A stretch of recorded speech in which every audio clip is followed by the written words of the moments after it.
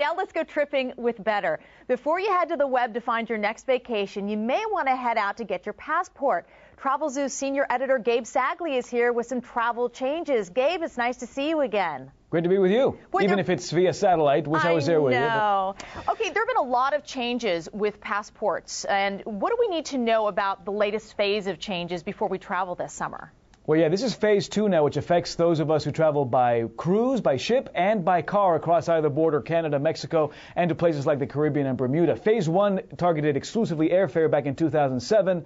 This phase 2 was supposed to take effect in mid last year, but as you remember, the backlog in passports with phase 1 kicked phase 2 down to June of 2009. So now we're implementing phase 2. So if you're cruising to Canada, if you're cruising down to Mexico, if you're driving across the border, you will need a valid U.S. passport. A birth certificate, a valid form of government-issued ID no longer will suffice. You do need a passport. So now it's either by air, by land, or by sea. Yeah, let's talk about that, who's most affected, because it's very important for people who are cruising, right?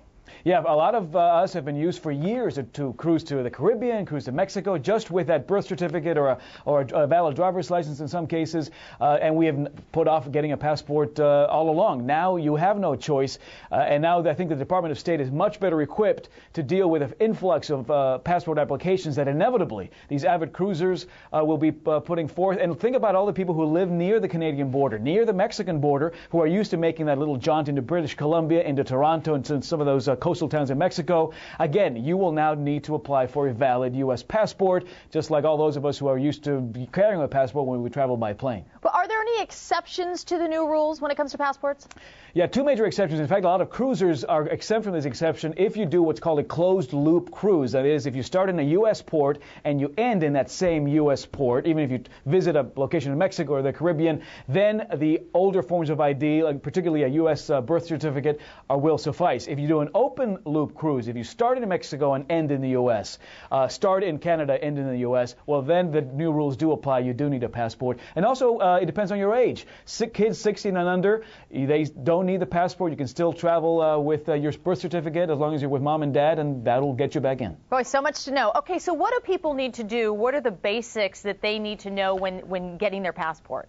Well, keep in mind the passports are issued by the U.S. Department of State, and you can apply for them in person, mainly at a lot of post office locations across the country, or by mail. There is, of course, a cost involved. A basic passport is $75, and it's about $10 or $15 less for kids under the age of 16. Now, one new thing, Kim, is the what's called a passport card. It literally is the size of a credit card. You can slip it in your wallet. It's meant to make it more convenient for people who do live near the border, drive across readily, or do cruising regularly. So you can apply for one of these passport cards in lieu of an actual passport book, and the cost for those are cheaper. $20 for adults, $10 for kids, and if you're traveling over the next several months, that'll suffice. It's also an expedited service. If you'll be traveling, say, between now and the end of the month, in the next couple of weeks, an extra $60 on top of these fees I just mentioned will expedite the delivery of your passport by about 2 to 4 weeks. Well, coincidentally, there's some good deals to be had as the new passport rules go into effect. Can you give us a couple of those? Yeah, coincidentally, all these locations, Canada, the Caribbean, and Mexico, have seen a little bit of a slowdown in travel. So now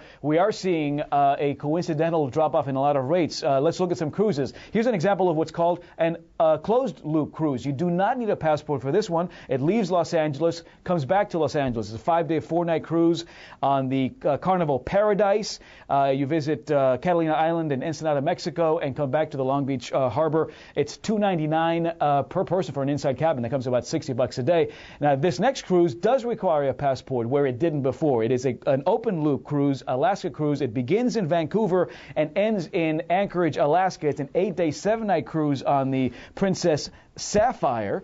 It sails in July. $374 per person. That's almost $47 a day for an 8-day cruise from Vancouver through Alaska through the Inside Passage. Very nice ship and really great rate on that one. Absolutely, and it's just important to know the rules before you go, so do your research, and of course you can find some great deals at TravelZoo.com. There you go. Always nice to see you. Thank you so much for getting us all set for summer.